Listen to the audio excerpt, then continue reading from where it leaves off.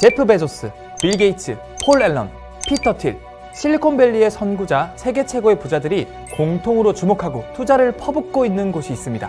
이곳에서 연구 중인 기술이 성공해 상용화되면 하루 종일 에어컨을 틀어놓거나 히터를 돌려도 전기세가 나올 걱정이 없고요. 음속을 돌파하는 기차를 탈 수 있게 되는 건 물론 호텔, 레스토랑, 쇼핑몰이 있는 초고대 비행기가 날아다니게 될 수도 있다고 합니다. 그것도 공짜로 말이죠. 항공모함을 두 손으로 번쩍 들어올리고 우주 공간을 자유자재로 날아다니는 아이언맨의 초인적인 능력도 바로 이 에너지 덕분에 가능한 건데요. 그 정체는 바로 꿈의 에너지, 인류의 운명을 바꿀 또 하나의 태양이라고 불리는 핵융합 에너지입니다. 어렸을 적 그렸던 스마트폰, 로봇, 자율주행 자동차가 현실이 된 것처럼 지금 우리의 상상은 과연 어디까지 실현될지 50년 후 미래부터 알게 모르게 접하고 있던 일상 속 과학까지 과몰입해 풀어드릴 저는 과학 커뮤니케이터 엑소입니다. 오늘은 핵융합이 무엇인지 그 원리와 핵융합 에너지가 상용화되면 일어날 꿈같은 일들, 또 현재 세계 최고 수준이라는 우리나라 핵융합 에너지 기술의 현주소까지 핵융합에 과몰입해 쉽고 재밌게 설명해드리겠습니다. 우리가 원래 알고 있던 핵을 이용한 에너지는 이 원자력 발전소에서 나오는 핵분열 에너지였죠. 원자핵을 쪼개면서 방출된 에너지로 물을 끓여서 증기를 만들고 그 증기로 터빈을 돌려 에너지로 바꾸는 방식이었는데요. 핵융합 에너지는 반대로 이 수소와 같은 가벼운 원소들을 고온을 이용해 합쳐서 만들어내는 에너지입니다. 제가 좀 더 쉽고 재밌게 설명드릴게요. 우리가 학교에서 배웠던 과학이론, 이 플러스는 플러스를, 마이너스는 마이너스를, 즉 같은 전하는 서로를 밀어내는 성질이 있잖아요. 원자핵에도 이 플러스 전하를 띠는 양성자가 있어서 같은 원자핵끼리 만나면 이 반발력이 생겨 서로를 엄청나게 밀어낸다고 해요. 근데 이때 이 원자핵이 서로를 밀어내는 힘보다 더 강한 힘을 줘서 억지로 합체시키면 결국 서로 붙게 되죠. 쉬운 예로 명절 한번 떠올려 볼까요? 오랜만에 본 친척 어른이 용돈을 주시면 두세 번은 거절하는 게 국룰 아닙니까? 일정 거리를 두고 이 용돈을 건네주실 때는 괜찮습니다 이렇게 하면서 사양하다가 어르신의 주머니에 돈을, 특히 이제 심사임당이 보이면 이 못 이기는 척 힘을 풀고 아유 감사합니다 이렇게 용돈을 받는 것처럼 이 원자핵들도 서로 아주 가까워지면은 반발력은 갑자기 사라지고 근접거리에 들어온 용돈처럼 엄청나게 강한 힘으로 서로 붙게 됩니다. 이게 바로 핵융합의 원리고요. 이때 고온 고압을 이용해 원자핵들이 일정 거리 이상 가까워지면 서로를 붙잡는 힘이 생기는데 이 힘을 핵력이라고 부르죠. 이렇게 합쳐진 두 원자의 질량은 둘을 더한 양보다 줄어들게 되는데 사라진 질량은 신기하게도 에너지로 바뀝니다. 이때 만들어진 에너지를 핵융합 에너지라고 부르는 거죠. 줄어드는 질량이 에너지가 된다? 이 부분은 아인슈타인의 공식으로 설명할 수 있는데요. 여기까지 설명하면 좀 복잡하니까 사라진 질량은 에너지로 변한, 오늘은 이렇게 이해하고 넘어가 볼게요. 지금 전 세계에서 쓰이는 주 에너지는 석유, 가스 등이 있죠. 그런데 얘네들은 한계가 있습니다. 석유는 약 40년 정도, 천연가스와 우라늄은 약 65년 정도 사용할 양만 남아있다고 하는데요. 지금 많은 나라에서 구축에 힘쓰고 있는 신재생 에너지도 날씨 영향을 많이 받고 들이는 공과 시간에 비해 에너지를 많이 얻을 수 없다는 단점이 있습니다. 반면에 핵융합 에너지는 지구의 수명이 끝나는 날까지 무한대로 사용할 수 있고 자연을 파괴하는 탄소는 단 1도 배출되지 않는다고 합니다.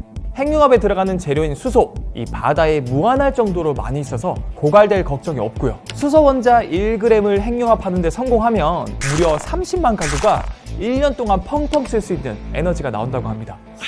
자, 그렇다면 이 한계가 없는 꿈의 에너지, 핵융합 에너지가 상용화될 경우 과연 어떤 일이 일어날까요? 일상에서 체감할 수 있는 변화부터 보자면 올해부터 이 전기료가 10% 가까이 올랐고 앞으로 더 오를 거라고 하잖아요. 핵융합 에너지가 상용화되면 이 공과금 걱정 없이 여름에 하루 종일 에어컨을 틀 수 있는 날이 오는 거죠. 자동차에도 적용이 되면 주유소는 완전히 사라질 거고요. 초대형, 초호화, 초고속 비행기를 탈 수 있게 됩니다. 이를 구현한 영상이 있는데요. 5,000명을 수용할 수 있는 초거대 비행기에 호텔, 레스토랑, 쇼핑몰, 수영장, 병원, 영화관 등 모든 걸 갖춘 초호화 시설을 볼 수 있죠. 연료 걱정이 없어 마치 설국 열차처럼 몇 년 동안 하늘에서 살 수 있게 될 거라는 말도 있습니다. 인도적으로는 인류의 비극, 전쟁을 막을 해결책이 될 수 있지 않을까 싶은데요. 역사적으로 자원을 차지하기 위해 일어났던 수많은 전쟁들, 욕심낼 필요 없는 무한한 에너지가 생기면 불필요한 싸움과 희생을 막을 수 있겠죠. 지구와 인류 문명을 바꿔놓을 핵융합 에너지 개발을 위해 여러 나라가 힘을 모으고 있습니다. 우리나라를 포함해 EU, 미국, 러시아, 일본, 중국, 인도 등 34개국이 이터 국제 핵융합 실험로 프로젝트를 함께하고 있는데요. 지구 역사상 가장 큰 규모의 국제 공동 연구 개발 사업이라고도 불리고 있습니다. 1988년 시작된 이터 프로젝트, 지금은 프랑스 남부의 500메가와트급 국제 핵융합 실험로를 완공하는 걸 목표로 하고 있고요. 우리나라는 2003년 조금 늦게 참여했지만 지금은 주축국으로 자리 잡아 가장 중요하고 필수적인 장치와 부품을 담당하고 조달하고 있습니다. 이 프로젝트와는 별개로 각 나라에서 핵융합 에너지를 상용화시킬 수 있는 기술 연구 개발에 열을 올리고 있는데요. 지금 전 세계의 주 에너지인 석유 공급을 쥐고 있는 사우디아라비아가 세계적인 부국이고 외교적으로도 강국인 걸 보면 핵융합 에너지를 좌지우지할 수 있는 나라가 미칠 영향력이 얼마나 클지, 왜 핵융합 에너지가 중요한지 여러분들도 가늠이 가죠. 자, 여러분, 여기서 기쁜 소식 하나. 우리나라가 핵융합 에너지 기술 개발에 선두를 달리고 있습니다. 핵융합 에너지를 만들어내는 기술, 토카막이라는 장치를 이용한 방식이 가장 많이 적용되고 있는데 우리나라의 토카막 기술이 세계 최고 수준이거든요. 이 토카막이 뭔지 설명해보자면 핵융합 에너지가 또 하나의 태양이라고 불리는 이유를 알아봐야 하는데요. 따지고 보면 태양 에너지가 곧 핵융합 에너지로 태양에서는 핵융합이 실시간으로 일어나고 있습니다. 태양은 이 중력이 워낙 크다 보니 그 자체로 엄청난 고압이 형성돼서 약 1000만도 정도의 온도에서도 핵융합이 활발하게 일어나죠. 하지만 지구에는 그 정도의 중력이 없다 보니 지구에서 핵융합 에너지를 만들기 위해 온도를 높이는 방식을 쓰고 있는데요. 그런데 이 핵융합이 일어나려면 최소 1억 도가 돼야 합니다. 태양보다 자그마치 10배나 더 뜨거워야 하는 거죠. 과학자들은 연구 끝에 이 수소 원자와 전자에 자기장을 걸어 회전을 유도, 서로 부딪히게 해 마찰열을 발생시키는 방법으로 핵융합이 일어날 수 있는 1억도의 플라즈마를 만들었는데요. 이 문제는 이 뜨거운 1억도짜리 플라즈마를 담아낼 장치가 없다는 거였습니다. 우주 어디를 찾아봐도 1억도를 버틸 수 있는 금속은 없거든요. 이 문제를 해결하기 위해 토카막이라는 장치가 개발되었는데요. 원리를 간단히 설명해드리면 플라즈마를 그릇에 담아내듯 부어 넣는 게 아니라 내벽에 닿지 않게 공중에 띄워 놓는 겁니다. 핵융합 에너지 상용화에 한 발짝 다가간 역사적인 발견이었는데요. 그런데 이렇게 공중에 띄워놔도 열이 계속 새어나와 내부 금속이 조금씩 손상을 입는 거예요. 이걸 얼만큼 안 새어나오게 하느냐가 지금 핵융합 기술의 관건인데 이 부분에서 우리나라의 기술이 세계 최강이라는 겁니다. 다른 나라의 토카막 핵융합 방식, 즉 H모드를 보면 울퉁불퉁 불안전하게 경계면에서 열이 새어나가지만 우리나라가 최근에 개발한 이 파이어 모드 방식은 아주 경계가 안정적인 걸 볼 수 있습니다. 2021년 우리나라 연구진은 이 방식으로 1억도의 플라즈마를 30초 이상 유지하는 데 성공해 세계 신기록을 세웠는데요. 이전에도 한국이 한국을 뛰어넘는 진기록을 매년 달성해왔죠. 2018년에는 1.5초, 2019년에는 8초, 2020년에는 20초를 기록한 바 있습니다.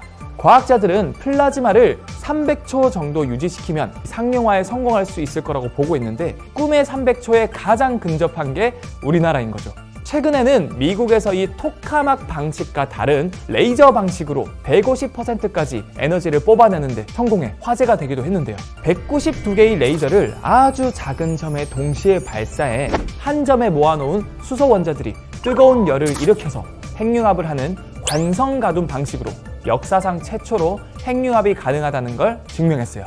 물론 이 토카막 방식, 레이저 방식 두 방식 다 아직 완전한 기술은 아닙니다. 미국의 레이저 방식은 마치 성냥불을 탁 켰을 때 불이 확 타오르다가 금방 꺼지는 것처럼 지속이 불가능하다는 단점이 있고 이 토카막 방식은 모닥불처럼 오래 타오를 수 있지만 앞서 말했듯 열이 밖으로 새어나가는 걸 잡는 게 관건이죠. 여기까지 들었을 때 이런 걱정이 들 수 있을 것 같아요. 이 핵융합 에너지 위험하진 않을까? 발전소에서 방사선이 새어나오거나 핵폭발이 일어나 인류가 멸망하는 그런 위험 말이죠. 제가 결론을 먼저 말씀드리면 핵융합 에너지는 매우 안전합니다. 앞서 설명드린 위험은 핵분열 에너지를 사용했을 때 일어날 수 있는 경우인데, 핵분열과 핵융합 방식의 차이점은 도미노와 팽이라고 볼 수 있어요. 핵분열은 이 한 번 시작하면 마지막 도미노가 무너질 때까지 연쇄적으로 반응이 일어나고 방사선이 분비되죠. 그에 비해 핵융합 방식은 이 채찍질을 하다 말면 팽이가 돌다가 멈추는 것처럼 핵융합 에너지 생성 중 문제가 생길 경우 수소 투입을 중단하거나 전원을 끄는 방식으로 핵융합 반응이 스스로 멈추도록 설계가 되어 있어서 아주 안전합니다. 지구와 인류의 운명을 바꿀 수 있는 핵융합 에너지, 어떤 에너지인지, 왜 중요한지 여러분들도 조금 정리가 되셨나요? 평소에 어려웠던 과학 이야기, 앞으로 이렇게 바뀔 거라더라, 들었던 카더라까지 궁금했던 주제 이 댓글로 알려주시면 쉽고 재밌게 풀어봐 드리겠습니다. 저는 과학 커뮤니케이터 엑소였고요. 다음 주 이 시간에 또 뵙겠습니다. 안녕!